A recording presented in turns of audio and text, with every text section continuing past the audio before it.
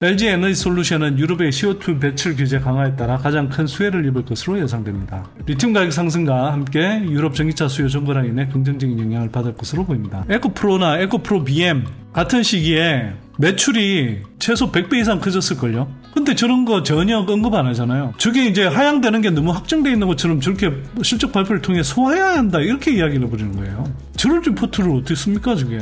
일단 에코프로 BM에 대해서는 저렇게 계속 김 빠지고 부정적인 그런 코멘트 하는 겁니다. 제목을. 투자 의견 보면 홀드 엄청 많죠. 바이 거의 없죠. 어마어마하게 빗나간 엉터리 추정을 해놓고 지금 무슨 자신감을 가지고 나중에 또 좋아질지를 어떻게 안다고 자기가 저렇게 하거나 하듯이 저렇게 추정을 하냐고요. 특히 3분기 정액 예상되는 LG엔솔의 트레이딩 기회 존재한다고 판단한다. 트레이딩. 니나 해라 트레이딩.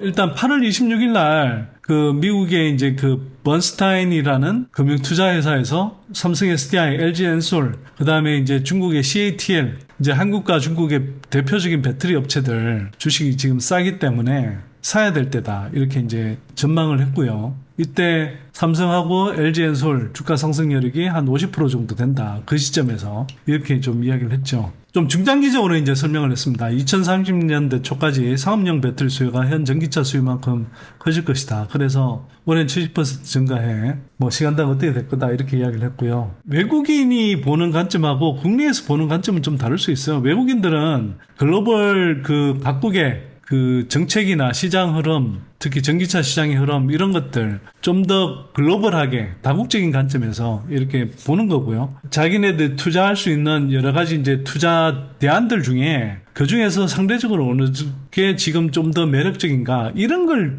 본다고 보시면 돼요. 국내 애널들이 우리 섹터 안에서 이렇게 보는 시각하고 상당히 좀 다릅니다. 그리고 한편으로는 그래서 이제 전체적인 그 글로벌 시장에서의 투자 대안들을 두고 여기가 지금 싸고 이제는 좀 충분히 조정받았으니 사야겠다고 하면 한편으로는 거기에 맞는 그러니까 논리적인 근거들을 좀 만들어내는 측면도 있죠. 이어서 이제 9월 1일 날 그 모건 스탠리에서 한국 배터리 산업에 대해서 그 종합적인 좀 보고서를 냈습니다. 규제 정책의 이제 변화에 따라서 유럽의 EU 지역의 전기차 시장이 이제 가속화될 거다, 성장이 가속화될 거다 이러면서 그걸 이제 기본 주가 상승의 근거로 제시를 하면서 이제 보고서를 썼어요. 그 송하백의 그림놀이라는 이제 텔레그램에서 인용을 했는데요. 내용을 읽어보면 EU의 2025년 CO2 배출 목표는 킬로미터당 118g에서 킬로미터당 93.6g으로 하향 조정될 예정이며 이는 전기차 판매량을 2025년에 최대 41% 증가시킬 것으로 예상됩니다.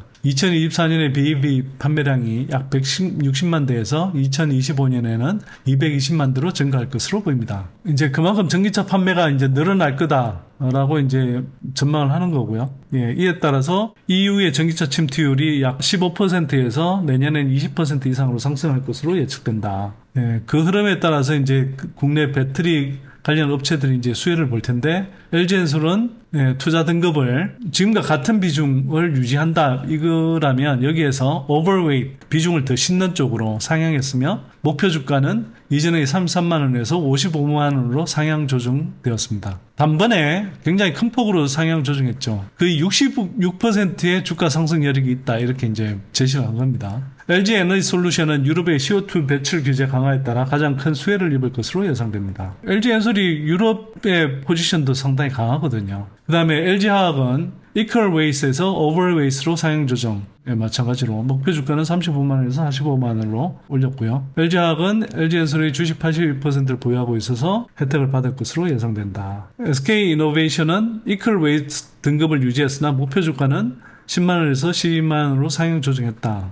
목표 주가는 조금 더 오를 수 있다 이렇게 이제 이야기하는 거죠. 그 다음에 그 SK이노베이션의 배터리 부문은 여전히 적자를 보고 있지만 유럽에서의 배터리 출하량 증가가 예상되며 이로 인해 점진적인 수익성 개선이 기대됩니다. 포스코 언더웨이트에서 이퀄웨이트로 상향 조정되었으며 비중을 줄이라 해서 이제 시장 평균에 준하는 비중으로 이제 높이라는 거죠. 목표 주가는 32만 원에서 34만 원으로 조정했다. 리튬 가격 상승과 함께 유럽 전기차 수요 증가로 인해 긍정적인 영향을 받을 것으로 보입니다. 유럽의 전기차 배터리 설비 가동률은 2024년 68%에서 2025년 80% 이상으로 개선될 것으로 예상되며 이는 한국 배터리 제조업체들의 수익성과 마진 회복에 중요한 요소로 작용할 것입니다. 유럽의 전기차 배터리 용량은 LG 에너지 솔루션이 2024년 152기가에서 2025년 160기가와트시로 SK온은 2024년 132기가에서 2025년 199기가로 확장될 예정입니다. 그러나 CATL의 헝가리 공장을 초기 계획했던 100기가에서 70기가로 축소될 가능성이 있습니다. LG엔솔하고 SK온은 이제 지금 캐즘 구간이라고 해도 캐파 구축 계획은 그래도 올해보다 내년이 이제 커지는 걸로 돼 있고요. 반면에 이제 CATL은 헝가리에 이제 공장을 지으려고 했는데 원래 이제 100기가로 지으려고 하다가 이게 이제 70기가로 이제 축소될 가능성이 있다. 그만큼 수요가 따라주기 힘들 것 같다라는 이제 좀 판단한 것 같습니다. 중국 생산 전기차에 대한 EU의 이제 견제 이런 것들이 반보조금 조사에 따른 상계관세 부과 이런 조치에 따라서 지금 중국 전기차가 EU 시장에 이제 발붙이는 게 조금 상대적으로 힘들어졌잖아요. EU 내에 중국 배터리를 EU 영내에서 생산된다 하더라도 중국산 배터리를 탑재하는 것에 대한 경원시하는 분위기가 형성되어 있는 흐름을 좀 반영하는 축소 조정 계획 아닌가 이런 생각이 좀 듭니다. 글로벌 투자은행들의 이 보고서와 국내 보고서의 좀 차이가 뭐냐면 국내 보고서는 제가 계속 이야기했잖아요. 무슨 모멘텀 플레이 관점이 되게 익숙해 있고 그래서 무슨 단기 트레이딩 기회 정도로 생각하라 이런 식의 이제 코멘트를 한단 말이에요. 그러니까 보는 타임라인 자체가 되게 차이가 나요. 지금 당장 실적이 안 좋다 하지만 25년 이후의 정책 변경 그것만을 가지고도 LG엔솔이나 한국의 배터리 산업이 충분히 주가가 상승할 여력이 있다. 이렇게 보는 것이고 거기에 따라서 지금 한국 배터리 산업에 대해서 전체적으로 매수 의견을 내고 있는 거잖아요. 그러면 이게 벌써 이제 얘네들 같은 경우는 지금 당장의 실적보다는 내년 이후를 바라보고 있는 거죠. 조금 더 긴 호흡으로 바라보고 투자한다. 이런 관점이 장착되어 있는 거고요. 국내 애널들 중에 시야가 상대적으로 되게 짧고요. 특히 지금 실적이 안 좋은 것에 관해서 자꾸 실적이 안 좋으니까 개선될 수 있는 그런 흐름들을 제대로 이렇게 평가하지 않고 그냥 당장의 실적 빨리 회복 안 될 거니까 트레이딩 하라는 식으로 그런 식으로 이렇게 코멘트 내는 경우가 많습니다. 특히 하나 김현수 같은 사람이 대표적이고요. 맨날 주식은 투자해야 된다고 우리가 이야기를 하는데 그 사람 리포트의 이 표현을 보면 맨날 트레이딩밖에 없어요. 그래서 주식 투자하는 사람들을 다 트레이더로 아는 건가? 지네들이 그렇게 하고 있으니까 그런 식의 코멘트밖에 못 쓰는 건가 싶기도 하고요. 한심한 거죠, 그러니까. 한국의 이제 배터리 업체들하고 배터리 셀 업체하고 소재 업체들 선호도 순서에 따라서 주가 상승 여력 이런 것들이 이제 나타나는데요. 일단 베이스 시나리오가 있어요. 거기에 따라서 LG엔솔이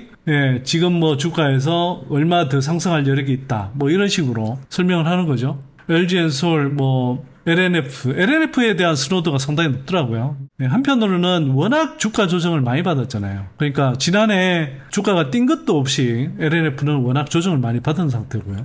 그러다 보니 모건 스탠리 같은 경우는 상대적으로 LNF를 좀 선호할 수 있지 않을까 이런 생각이 좀 들고 그 다음에 LG화학, 삼성 SDI, 포스코 퓨처엠, SKIT 이렇게 돼 있는데 포스코 퓨처엠까지는 오케이 좋은데 SKIT 넣는 건 주가가 조정을 많이 받은 국면이라 저렇게 좀 평가한 거 아닌가 이런 생각이 좀 들고 그냥 포스코로 나온 건 그냥 포스코 홀딩스를 이야기하는 걸로 이렇게 생각을 해야 될 것 같습니다. 롯데에너지 머티리얼즈 그 다음에 솔루스 첨단 소재, 맨 마지막에 이제 에코프로 BM 이렇게 돼 있고요. 에코프로 BM에 대해서는 사실 모건 스탠리는 한국에서 공매도 엄청 많이 치는 데입니다. 지난해도 모건 스탠리가 에코프로 BM하고 에코프로 형제 주가가 올랐을 때 LNF를 사는 게 훨씬 낫다 그렇게 해서 사실은 흐름이 이제 엉뚱한 방향으로 가기도 했죠. 에코프로 형제들은 계속 올랐고 LNF는 주가 계속 그 이후에도 지지부진했으니까요.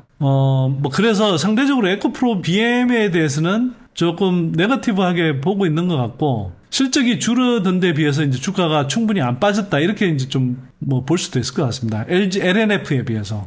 제 생각은 좀 순서가 다릅니다. 에코프로 BM이 포스코 퓨처엠 정도 수준까지는 올라 있어야 되고요. SKIET하고 솔루스 첨단 소재 이쪽이 제일 좀 뒤쪽에 가야 되지 않나 이렇게 생각이 되고, 그 다음에 동박 중에 SKC가 빠졌는데, 동박 중에 SKC는 동박막 국한에서 보면 롯데에너지 머티리얼스가 주력 고객이 이제 삼성 SDI이기 때문에 좀 타격을 덜 받고 있고 잘 선방하고 있는 것 같고, 하지만 SKC는 제가 전에 말씀드린 대로 글라스 기판 사업이 상당히 좀 주목받는 국면으로 들어가고 있기 때문에, 그걸 보면 저는 제 생각을 할 때 좀 많이 다릅니다. 저게 이제 베이스 시나리오를 바탕으로 한 거고요. 저기 저 밑에 보면 불 케이스 밸류, 그 다음에 베어 케이스 밸류라고 해서, 불은 이제 뭐 강세 시나리오고 베어 시나리오는 약세 시나리오잖아요.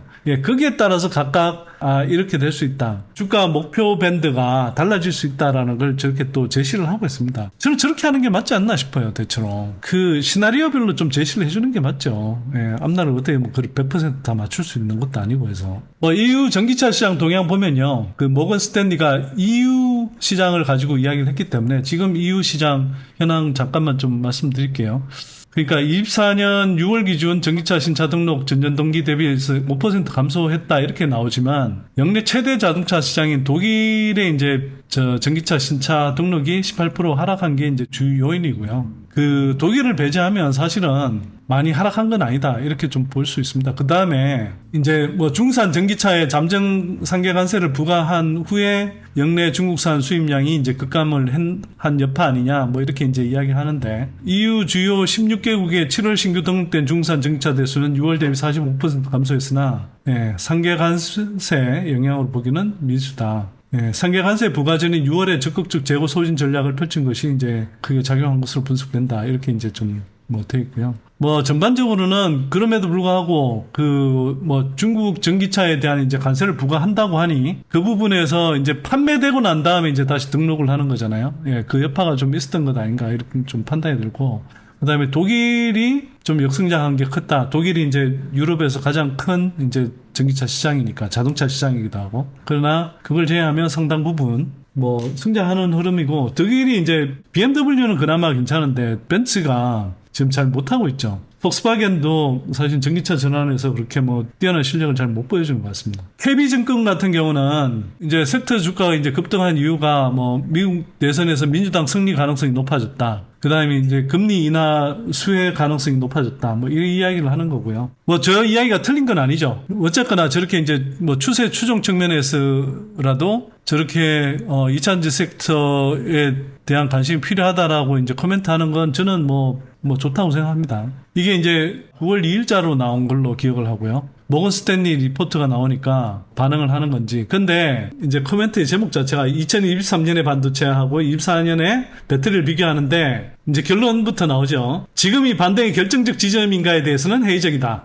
배터리 셀 메이커 및 양국제 주요 기업들의 지난 6년 주가 상승률을 돌이켜보면 2018년 8월부터 뭐 삼성 SDI는 211% 상승한 이후에 지난 1년간 마이너스 42% 하락했고, 포스코 퓨처엠은 1996% 상승한 이후 마이너스 53%, 에코프로는 3654% 상승한 이후 마이너스 66% 하락했다. 최근 1년간 주가 하락폭이 상당하므로 반등에 대한 기대감이 형성되는 것은 당연하다. 특히 LG엔솔의 유럽 공장 가동률이 상승함에 따라 3분기 QOQ 증익 가능성이 높아지고, 실적 부진한 다른 기업들 역시 내년 상반기는 지금보다 나아질 것이라는 기대감이 형성되면서 작은 호재에도 주가 민감하게 반응하고 있다. 지금이 최악이더라도 내년 뚜렷한 회복이 확실하다면 주가의 선행성을 고려해 매수해야 하는 것이 당연하다. 23년 초 최악의 실적이었던 반도체 섹터가 지금까지 가파른 주가 상승을 이어왔던 것이 최근의 기억으로 투자자들 머릿속에 남아있기 때문에 기시감을 느끼는 것 역시 당연하다. 그런데 다만 23년에 반도체와 24년의 배터리는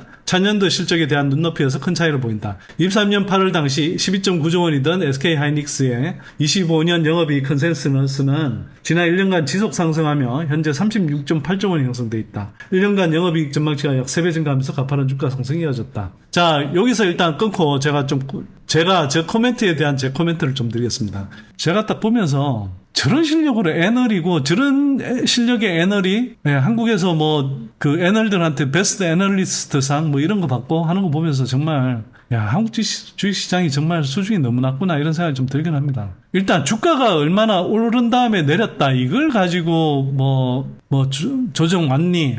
그래서 어떠니 이렇게 이야기하는 것 자체는 웃긴 이야기죠. 18년 8월부터 23년 8월까지 삼성 SDI가 211% 상승했다고 되어 있는데 그 사이에 실적은 또 특히 배터리 산업의 그 매출은 얼마나 커졌을까요? 23년 상반기까지 얼마나 커졌을까요? 그런 거 생각 안 하잖아요. 예, 그런 걸 같이 포개서 봐줘야 되거든요. 예, 단적으로 포스코 퓨처엠, 에코프로 이렇게 이야기했을 때 에코프로나 에코프로 BM 같은 시기에 매출이 최소 100배 이상 커졌을걸요. 근데 저런 거 전혀 언급 안 하잖아요. 회사의 성장성을 이야기하지 않고 지금 많이 올랐는데 그동안 엄청 가파르게 올랐는데 예, 하락했다. 이것 때문에 그렇다고 충분히 조정받은 거냐 이런 식의 이야기를 하고 싶은 거죠. 거꾸로 이야기하면 오를만 했으니까 올랐지. SK온이 영업이익 컨센서스가 계속 이제 3배 가까이 올랐다 이렇게 이야기를 하는데 거꾸로 한번 물어보면 23년 8월 당시에 비해서 하이닉스가 1년 만에 3배가 이렇게 오를 줄 알았나요? 우리 애널리스트들 중에. 이게 생성의 AI 붐이 불면서 HBM 수요가 급증하면서 사실 생긴 일이잖아요. 그럼 같은 기간 삼성전자는 영업이익이 그렇게까지 컨센서스가 올라갔습니까? HBM의 영업이익률이 훨씬 높은데 메모리 반도체에 비해서. 그러니까 유리한 증거만 갖다 대는 거죠. 선택적으로. 그럼 SK 하이닉스만 그런 반도체인가요? 유진테크 그 반도체 쪽 정착 장비 업체인데요. 22년 9월 말에 9월 30일 날 이게 19,800원까지 갔네요. 2만 원도 안 되던 거에서 장중 고점으로 6만 원까지 찍었으니까 1년 한 8개월 만에 최저점에서 최고점까지는 거의 한 3배가 올랐네요. 3배. 유진테크가 지금 고점을 찍었는데 6만 원인데요. 이게 21년에 3,246억 매출에 영업이익 739억이잖아요. 이 업체 같은 경우에 올해 지금 3,319억 매출에 영업이익 416억으로 추정되거든요. 매출액은 21년과 비슷한데 영업이익은 21년에 비하면 또는 심지어 22년에 비해서도 60% 수준밖에 안 돼요. 그런데 주가는 어떻죠? 전고점 이미 넘어섰었다고요. 그리고 아직 실적이 안 찍혔죠. 올해 실적이 다. 그럼 왜 여기까지 올라갔겠습니까? 그리고 실적이 올라간 걸 보면 지금 여전히 조정받고 있던 2023년 지난해까지 계속 실적이 줄어들고 있었거든요. 근데 이때 이미 주가가 바닥을 찍고 오르기 시작했다고요, 이미. 이걸 어떻게 설명할 겁니까, 이게? 실적으로 찍혀서 분기 실적이 올라가고 그러면서 반도체 주가가 오르는 게 아니에요. 메모리 가격이 떨어지는 속도가 둔화되고 바닥권에 머무르면서 더 이상 추가로 하락하지 않고 또는 메모리 재고가 소진되고 있고 이런 시그널들이 잡히면 그때부터 반등의 실마리들이 만들어지는 겁니다. 그리고 그때부터 올라요. 그리고 나서 추가로 실적 상향이 계속 된다 그러면 그리고 섹터 분위기가 좋아지면 그 바람 속에서 오르죠. 그러면 예를 들어서 유진테크 같은 업체도 지금 바닥에서 고점까지는 3배 가까이 올랐는데 1년 8개월 만에 그러면 실적이 그럼 3배 올라서 올랐냐고요. 기대감 선반영하면서 오른 거잖아요. 추세가 반전된다라는 기대감 속에서. 이런 걸 전혀 모르는 사람처럼 저렇게 코멘트를 해요. 근데 SK 하이닉스 영업이익이 굉장히 하여튼 가파르게 늘어났죠. 근데 거꾸로 보면 SK 하이닉스 반등하기 전에 그 초기의 실적 가지고 그 당시부터 그렇게 실적 반등 본격적으로 반등하기 전에 주가 오른 걸 합리화할 수 있었나요? 그러면 초기에 하이닉스 HBM 비중이 얼마나 됐다고요? 하이닉스 같은 경우는 23년 초에 저점을 기록하고 지금 1년 반 이상 온 거잖아요. 보세요 이거. 23년 내내 적자였는데 23년 내내 적자였다니까요. 근데 저 때 그냥 23년 초부터 그냥 바닥 찍고 올랐다고요. 그냥 조금만 네이버 검색해서 확인해보면 다 보이는 거 알 수 있는 건데 말장난하고 있다고요, 저 사람이. 제가 보기에는. 그리고 지금 어쨌거나 전개가 안 됐기 때문에 2차전지 섹터가 영익이 얼마나 늘어날지 이건 정확하게 알 수는 없으나 LG엔솔이 시장 상황 좋을 때 지난해 같은 경우에 자 매출액이 33조 7,455억이고 영업이익이 2조 1,600 얼마가 났단 말이에요. 근데 이게 2023년의 하반기는 상대적으로 지금 실적이 저조했던 때 아닙니까? 근데 26년까지 LG엔솔 캐파가 글로벌 캐파가 최소 2배 이상 늘어난단 말이에요. 원래 한 2.5배 정도 늘어나는 건데 조금 지연되고 축소되면서 최소 2배 이상 늘어난단 말이에요. 유럽 시장, 미국 시장, 유럽 시장 살아나고 그 다음에 중저가 차량 중심으로 EV 판매 다시 늘어나고 미국에서 AMPC 거기에 비례해서 AMPC 수혜받고 하면 영업이익이 여기에서 얼마나 더 늘어날 수 있겠어요? 제가 볼 때 3배 정도 거뜬히 늘어나요. SK 하이닉스 정도하고 비교하려면 LG엔솔이나 삼성 SDI 비교하면 되는 거 아닙니까? 이 3배 안 늘어날 것 같으세요, 여러분? 26년까지? 아니, 하이닉스가 영위 컨센서스 저렇게 표현되어 있는데, 영위 컨센서스를 떠나서 26년까지 LG엔솔이 3배 증가 안 할까요, 영익이? 제가 볼 때 3배가 아니라 지금 저걸 23년도로 잡으니까 그런데요. 올해 영익이 지금 1조 4,146억이잖아요. 만약 전기차 시장 하락이 되고 하면 26년까지는 3배가 아니라 영익 규모로 뭐 5배 이상 아마 증가할 수도 있습니다. 왜냐하면 23년에 하반기 실적이 그러니까 안 좋았을 때를 포함해서도 2조 원이 넘었잖아요. 근데 26년 가면 배터리 출하량은 훨씬 더 늘어나고 단가도 더 높아질 거고 거기다 AMPC 수혜도 훨씬 더 커질 거고 3배만 늘어나겠습니까? 24년 대비하면 5배 이상 늘어날 수 있어요, 제가 볼 때. 근데 보세요. 배터리 섹터의 경우 25년 실적 추정치 하향 조정을 여전히 소화해야 된다. 그거는 네가 어떻게 하냐고. 셀메이커는 매출 성장률에 대한 눈높이 하향 조정 및 AMPC 이익 공유에 따른 이익 추정치 하향 조정 리스크 잔존하며 특히 양국제 기업들은 최근에 급격한 P와 P 팩터를 변화를 반영하지 못하고 있어 25년 영업이익 증가율 컨센서스가 여전히 40 플러스 40% 플러스 70%에게 달한다. 자, 셀메이커는 매출 성장률에 대한 눈높이 하향 조정 및 그거는 가봐야 아는 겁니다. 일단 이게 뭐 트럼프가 되는 경우와 해리스가 되는 경우에 뭐 어떨지 모르겠는데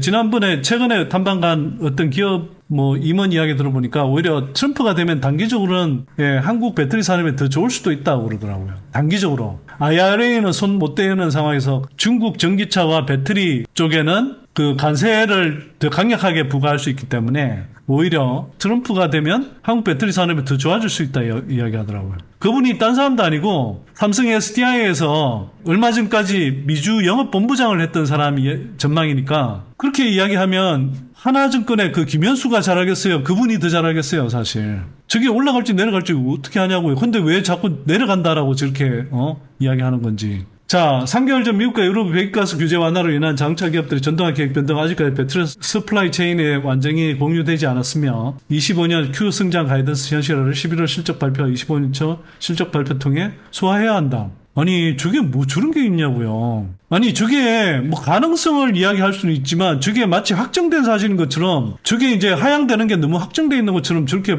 실적 발표를 통해 소화해야 한다 이렇게 이야기를 해버리는 거예요. 저런 리포트를 어떻게 씁니까 저게. 단기적으로 8월 미국차 전기차 판매 데이터 및 GM 판매량 MOM 증가 과정에서 섹터 상승 동력 실체에 있다고 판단하며 특히 3분기 증액이 예상되는 LG엔솔의 트레이딩 기회 존재한다고 판단한다. 트레이딩. 니나해라 트레이딩. 다만 지금 이 섹터의 대대적인 반등을 알리는 변곡점인가에 대해서는 실적 추정치의 방향성을 고려할 때 여전히 회의적이다. 보세요. 공익적인 비중 확대보다는 3분기 증액 가능한 기업들 위주의 선별 트레이딩 접근을 권고한다. 그러니까 한번 보세요. 앞에 모건 스탠리랑 이게 하나 김현수가 보는 이게 그 투자의 타임라인 자체가 얼마나 차이가 나는지. 모건 스탠리는 어쨌거나 큰 흐름에서 이렇게 글로벌 판도 안에서 일단 자금 흐름을 감안해서 지금 한국 2차전지 섹터가 워낙 조정 많이 받았으니까 길게 내다보고 뭐 아주 많이 내다보는 것도 아니고 내년 정도 내다보고 투자할 만하다 이렇게 해서 그런 관점에서 보면 싸니까 좀 매수하자 이런 의견인 거고 그 사실은 글로벌 자본의 입장에서 보면 맞는 판단이고요. 사실은 그 판단이 우리가 중장기적인 호흡으로 판단하는 개인 그 중장기 투자자 이런 사람들 관점에서 보면 그 판단이 대체로 더 맞는 방향이에요. 근데 저거 이야기하는 게 뭐냐면 공적인 비중 확대보다는 3분기 증액 가능한 기업들 위주의 선별 트레이딩 접근 권고한다. 니나 해라 트레이딩. 나는 트레이딩 안 하고 투자하니까. 그 다음에 제가 와이즈 리포트에 나오는 그 최근에 그 애널리스트들 리포트 의견을 한번 봤습니다. 에코프로 BM에 대해서. 이 사람들이 어떤 의견을 냈나. 자, 제목부터 피해갈 수 없는 도미노. 추가 하락 기다려보자. 끝나지 않은 시련. 아직 남은 불확실성. 큰센 하에 업황부진 타격. 주요 고객의 부진. 쉽지 않은 하반기. 하반기 실적 눈높이 하향 조정 불가피. 한파를 견뎌야 할 시기 뭐 좋은데 실적이 빨리 회복되지 않으니까 저렇게 이제 이야기할 수는 있어요. 근데 보통 저런 코멘트도 국내 애널리스트들이 자기네들이 밀고 있는 그러나 실적 추정과 주가 추정이 계속 악화되고 있는 그러니까 실적과 주가가 계속 빠진 그 종목들 첨부하고 SKIT에 대해서 어떤 투자 의견을 내고 있는지 그리고 표현을 어떻게 썼는지 한번 비교해 보세요. 일단 에코프로 BM에 대해서는 저렇게 계속 김 빠지고 부정적인 그런 코멘트 하는 겁니다. 제목을. 투자 의견 보면 홀드 엄청 많죠. 바이 거의 없죠. 홀드 아니면 중립.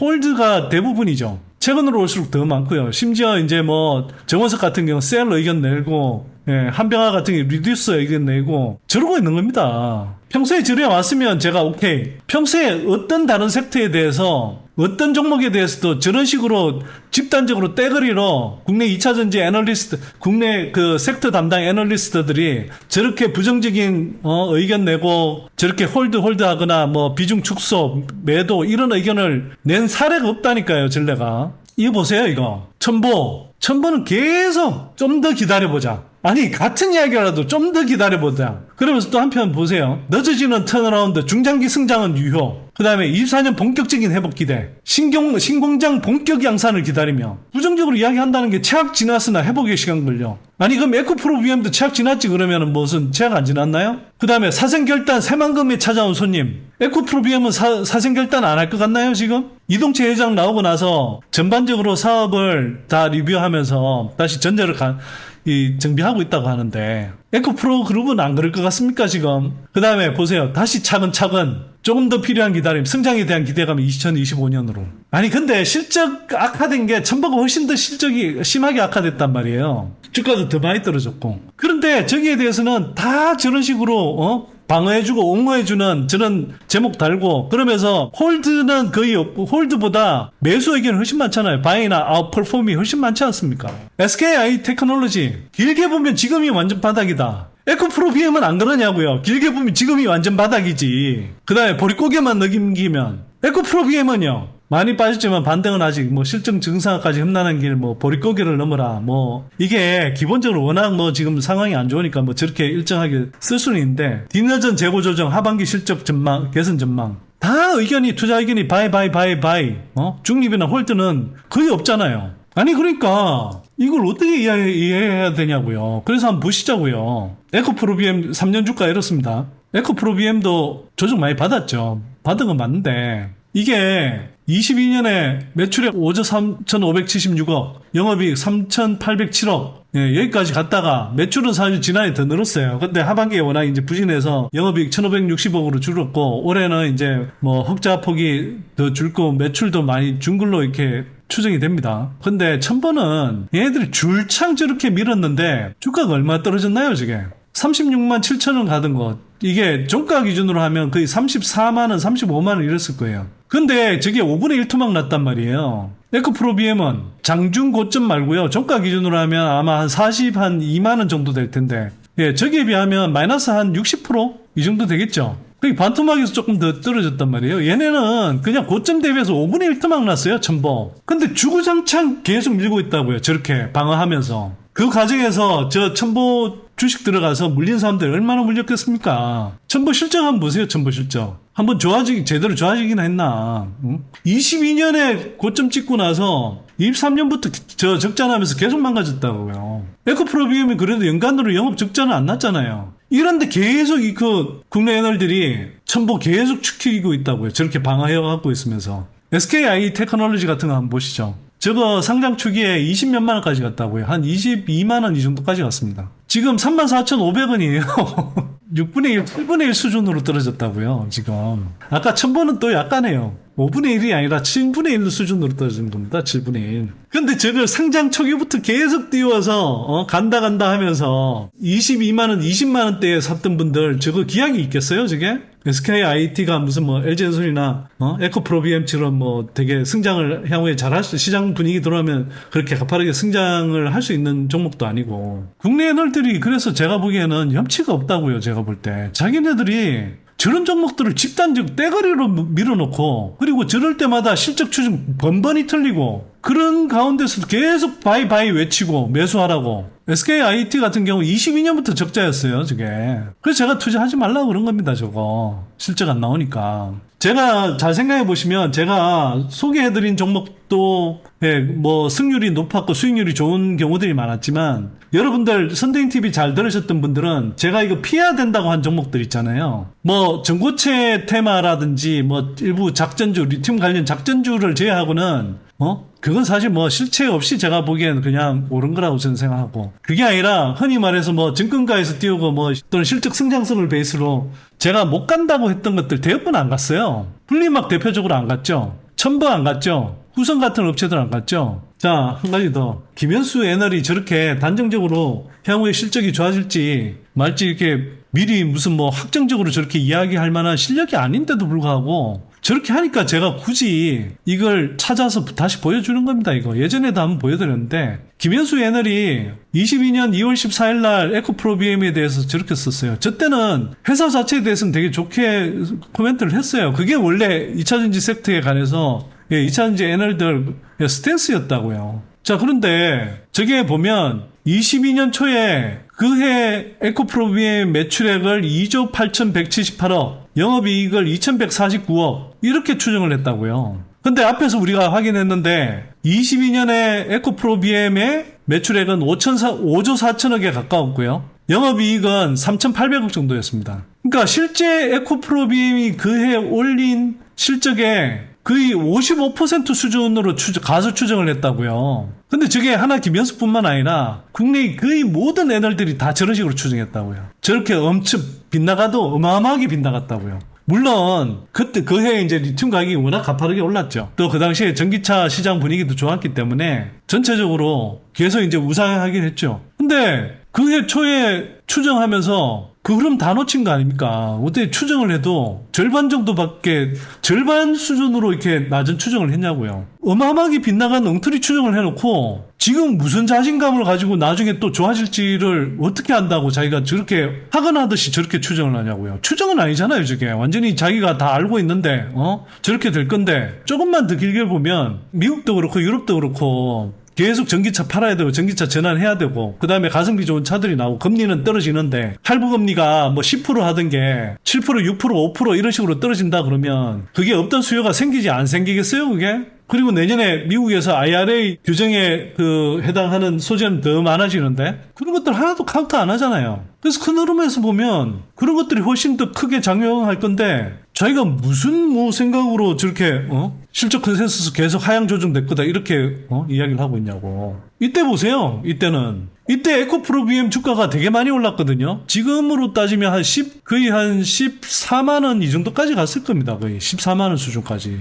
14만 원, 15만 원 이미. 근데 지금 17만 원 수준이잖아요. 에코프로비엠 주가 한번 보시죠. 저게 한 2022년 21년 11월 부분인데, 그 부분. 그 부분에 이미 줄 쫙 떠보면, 그때 이미 한 13만원, 14만원 갔단 말이에요. 이때 이 사람들이 이미 뭐라고 그랬냐 하면, 저렇게 14만원까지 갔는데, 그리고 저 때는 21년은, 아까 이야기했듯이 매출 2조 몇천억 추정할 때 아니에요. 올해 그렇게 극심한 부진을 겪고 있는 에코프로비엠이, 여전히 3조 몇천억에 3조 한 4천억 정도의 매출을 기록할 텐데 22년 초까지 지네들 매출이 2조 8천억 정도 이렇게 추정하면서 그러면서도 주가는 지금 주가보다 더 목표 주가를 더 높였다고요 지금. 그러면서 다 매수 때린 거 아닙니까 지금. 에코프로비엠을 1년 2년 내다보면 이 정도가 안 나올 것 같으세요 여러분? 25년 26년 가면 22년에 저 정도가 안 나올 것 같냐고요. 그때도 이미 한 14만 원 정도 주가 수준에서 자기네들이 최대 68만 원인데 저게 대략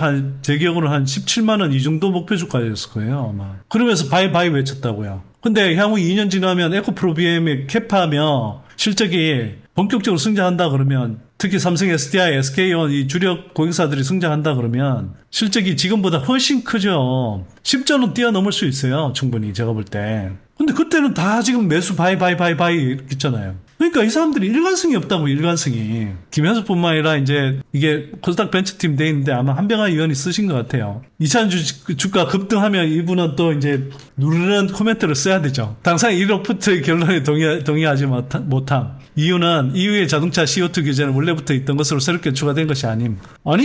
아닌데 그렇게 예정되어 있으니까 당연히 거기에 맞춰서 전기차 판매를 많이 판매해야 되는 그런 가이드라인을 제시한 거고요. 그 다음에 자동차 CO2 배출 기준은 21년, 24년 119g에서 29년 15% 감축인데 업체들의 23년 CO2 평균 배출량은 107g으로 올해 성장 없어도 이미 10%는 감축한 것. 그러니까 저기 안 맞춰도 된다 이렇게 이야기하는 건데 그럼 거꾸로 23년에 그 기준에 미달하는데도 왜 저렇게 맞췄겠냐고. 그리고 한편으로는 지금 저게 뭐냐면 23년에 유럽의 경기가 특히 안 좋았어요. 올해도 안 좋은데 여전히. 그러니까 상대적으로 그 배기량 크지 않은 그런 차들이 많이 팔릴 거고요. 상대적으로. 거기다 전기차 믹스된 거고. 그래서 평균 배출량이기 때문에 하이브리드를 대폭 늘리거나 대형 SUV 판매를 축소하는 식으로 달성 가능. 그럴 수는 있죠. 근데 전기차 전환은 어차피 가야 되는 길이고, 근데 하이브리드 늘린다고 하더라도 배기가스가 크게 주냐? 하이브리드로는 크게 안 줄어요. 그 다음에 대형 SUV 판매를 축소하면 돈을 저기서 벌고 있는데 저걸 판매를 축소한다고요? 아니, 완승차 업체들이 바보라고 생각하고 저는 코멘트를 하는 것이고, 또 한편으로는 저걸 읽는 사람들이 바보라고 생각하고 저는 코멘트를 하는 거예요, 저거는. 얼마나 사람들을 우습게 보고 있으면. 아니, 여러분들 한번 생각해보세요. 이게 절반 이상이 SUV에서 나온단 말이에요. 근데 저 대형 SUV를 판매를 축소한다고요? 벌금 덜 내려고? 저런 코멘트 보면서 의의가 없어서 그런 겁니다. 의의가 없어. 자, 전기차 육성을 주장하는 싱크탱크에서는 이 목표치가 업체들이 달성하기 쉽게 설정되었다는 보고서를 발표하고 있는 상태. 예, 현실적으로 그런 업체들 로비를 많이 하니까 판매 상황이라든지 여러 가지를 봐가면서 이렇게 규제를 하죠. 그러니까 저 규제가 진행이 되는 상태고 강화되는 건 분명한 거고. 그러면 저기에 맞춰서 분명히 이제 전환을 서둘러야 되고, 그 다음에 이 전기차 전환이 늦어질수록 전기차 업체, 완성차 업체들이 자기네들이 몰락할 수 있다, 위험해질 수 있다라는 걸 사실은 알고 있어요. 그래서 지금 경기가 안 좋아서 상대적으로 그 다음에 자기네들이 충분히 이후의 소비자들이 만족할 만한 그런 기아 EV3 같은 좋은 전기차를 못 만들어내서 그러겠지. EV3, EV9 같은 거, 아이오닉 5 이런 것들을 못 만들어내서 그러지.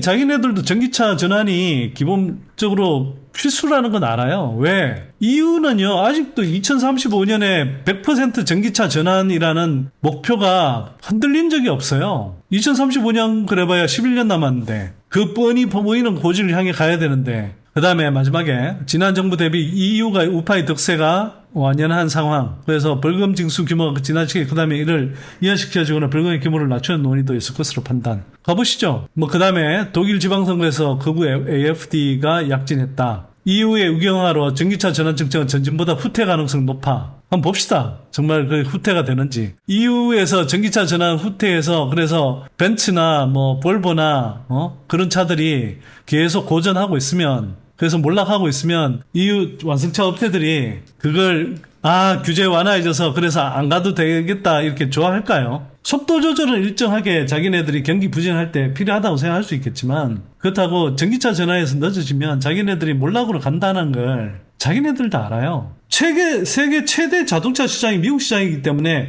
EU 완성차 업체들도 기본적으로는 미국 시장에서 살아남아야 되고요. 미국 시장에서 전기차가 팔리면 기본적으로는 거기에 대응해서 자기네들이 경쟁력 있는 전기차를 생산해야 되고, 전기차의 경쟁력이라고 하는 것은 기본적으로는 가성비잖아요. 우리가 흔히 말하는. 가격은 좀 더 저렴해져야 되고 성능은 좋아야 되는 겁니다. 배터리의 에너지 밀도를 포함해서 중거리 등등을 포함해서 성능은 좋아져야 되는 거예요. 그 두 가지가 가능하려면 규모의 경제를 만들어야 되고 더 많은 전기차를 더 낮은 가격에 만들어야 되는데, 그거는 기본적으로 전기차를 대량으로 생산하지 않으면 안 돼요. EU가 아니라 미국 전기차 시장에서 경쟁하기 위해서라도. 아니, 테슬라가 나오고 현대기아차가 있고 일본도 지금 테슬 전환에 토요타나 혼다 같은 경우도 전기차 쪽으로 상당히적으로 좀 더 과거보다 적극적으로 전환하고 있고, 그러면 미국 시장을 버린단 말인가요?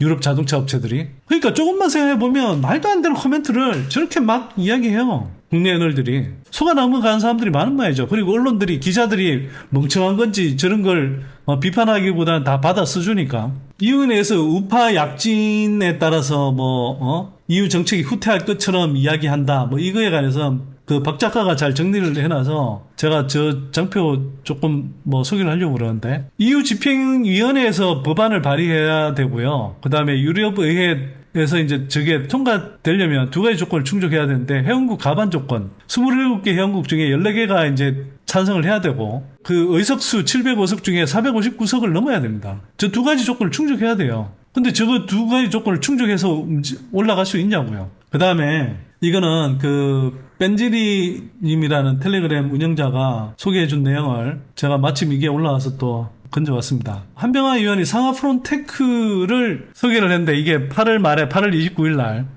올해 퍼 기준으로 64배, 내년 51배인데 바이 매수 추천. 아니, 2차전지 섹터는 대부분의 종목들이 소재든 배터리든 장비주는 지금도 헐값이고요. 저평가되어 있는 종목들은 그래요. 근데 상하 프론테크 저게 뭐라고 도대체?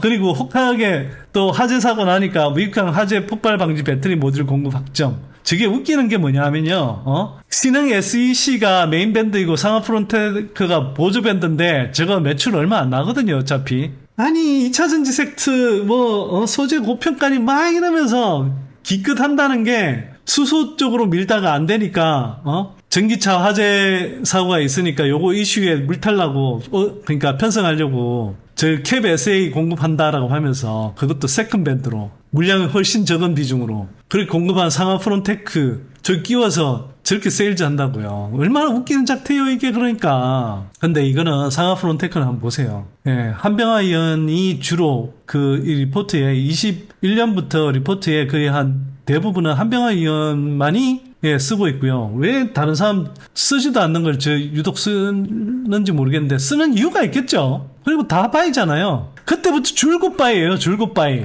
근데 21년부터 상하 프론테크에 투자했으면 물론 잠깐 이렇게 잠시 좀 오르는 구간도 있긴 했지만 그래봐야 얼마 오르지도 않았고 21년 9월부터 해서 계속 내리막길인데 저거 7만원 수준에서부터 22,900, 23,000원까지 떨어졌으니까 저것도 마이너스 지금 얼마입니까? 마이너스 한 75%? 그러니까 제가 묻고 싶은 거죠. 아니 2차 전지를 깔려면 자기가 저런 상하 프론테크 같은 저런 것들을 밀질 말든가 진짜 2차 전지의 대세를 이끌고 가는 종목들은 그렇게 까대고 에코프로비엠 같은 거 매도 의견 내고 하면서 아니 에코프로비엠은 23년까지 그래도 매출액이 얼마나 가파르게 증가했습니까? 21년부터 저 상하 프론테크는 계속 제자리예요. 저런 걸 몇 년째 계속 밀고 있다고요, 제가. 그리고 한병화 의원은 제가 볼 때 이거 진짜 애널리스트로서의 직업윤리를 넘어서서 기본적으로 이 부분은 제가 거듭 말씀드리는데 영문 기사를 왜곡해서 자꾸 이렇게 자기 입맛대로 자꾸 그걸 왜곡해서 전달하는 아주 나쁜 습관이 있는데 이걸 언론들이 보도를 안 하니까 비판을 안 하니까 겁없이 계속 이렇게 한단 말이에요. 전기차 전환 계획 축소와 동시 진행이라고 돼 있는데 저런 내용이 아니에요. 저 기사 내용이. 마침 저희 연구소 회원이 저 내용을 좀 번역을 했더라고요. 그래서 제가 감사하게도 여러분들한테 소개를 해드립니다. 저 위의 내용은 저희 회원이 이제 짧게 기사 원문 앞서서 코멘트한 건데 교묘하게 내용을 비틀고 있는 것 같아서 원문 기사를 번역해 보았습니다. 기사의 내용은 전기차 전환에 제대로 대처하지 못한 자동차 회사들이 경영 악화로 구조조정하는 것인데, 그러니까 전기차 전환에 대해서 제대로 대처하지를 못했기 때문에 자동차 회사들이 경영이 악화돼서 구조조정한다는 거예요. 그러니까 저 말인즉슨 전기차 전환 못해서 경영 악화로 구조조정을 한다는 거니까 사실 전기차 전환을 더 잘해야 되는데 못하고 있다는 이야기인 거고 앞으로 완성차 업체 입장에서는 전기차 전환을 더 잘하는 게 과제인 거죠 사실은. 근데 저기 한병화가 저 기사 문에 나오지도 않고 그 취지와도 다르게 전기차 전환 축소와 동시에 진행 이렇게 써버린단 말이에요. 전기차 전환 축소하는 방향으로 이렇게 움직인다 이렇게 오인을 하잖아요. 생각을 해보면 오히려 전기차 전환을 제대로 못하고 있으니까 앞으로 분발해서 더 잘해야 된다 이 내용이 아니겠어요? 그래서 이겁니다. 더 가디언, 영국의 이제 좀 진보적인 대표적인 매체 중에 하나인데 이게 유럽 자동차 제조업체들이 휘발유 및 디젤 차량에서 전기 모델로 전환하는데 어려움을 겪고 있음을 강조합니다. 폭스바겐 화석연료로부터의 전환의 어려움, 화석연료로부터 전기차 전환 이 말이 빠지겠죠. 부터의 전환에 어려움을 겪으면서 도율공장 두 곳을 폐쇄하는 것을 고려. 아니 그러니까 전기차 전환에 어려움을 겪으면서 도율공장 두 곳을 폐쇄한다는 거예요. 기존의 완성차 그러니까 내연기관차 생산 공장 두 곳을 폐쇄하는 거예요. 이는 자동차 제조업체의 국내 첫 번째 폐쇄가 될 것입니다. 전기차 전환 축소를 동시에 진행하는 게 아니라고요 이게. 폭스바겐이 제안은 전통적인 유럽 자동차 제조업체들이 수익성은 없지만 오염이 심한 휘발유 및 디젤 자동차에서 더 깨끗하지만 현재 수익성이 낮은 전기 자동차에 전환하는데 어려움을 겪고 있음을 강조합니다. 저걸 만드는 게 과제라는 이야기예요 지금. 근데 전기차 전환을 축소한다는 이야기는 전혀 없어요 저 내용 중에. 김현수 애널 같은 경우는 트레이딩 하라고 그러고 한병화 의원은 조금만 생각해봐도 좀 상당히 허점이 많은 그런 이제 코멘트를 하고 있고. 그러면 이런 생각이 들죠. 저분들이 도대체 어느 나라 애널리스트들이지? 완전 내로남불이고 실력도 없어요. 그래서 문제는 제가 볼 때 실력이 없다는 비판을 받아 마땅하죠. 저 정도면은.